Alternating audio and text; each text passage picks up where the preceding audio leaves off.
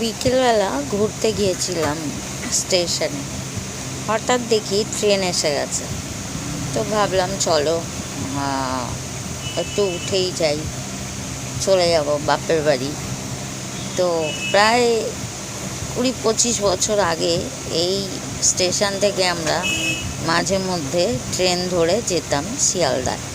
তো এখন আমাদের বাড়িটা চেঞ্জ হয়েছে, তো তারপর থেকে এখানে আর আমরা আসি না। আমরা সোজা চলে যাই শিয়ালদায়। কেন, এখন যে বাড়িতে আছি ওটা আমার নিজের বাড়ি, আর ওখান থেকে শিয়ালদায় গিয়ে ট্রেনটা ধরাটাই ভালো।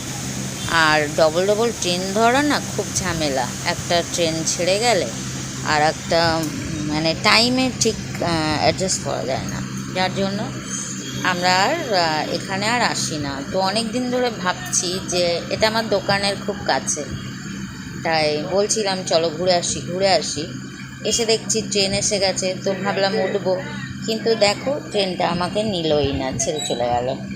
তো কি করব, আর বাপের বাড়ি আর যাওয়া হলো না, ঘুরে আবার চলে এলাম আমার দোকানে।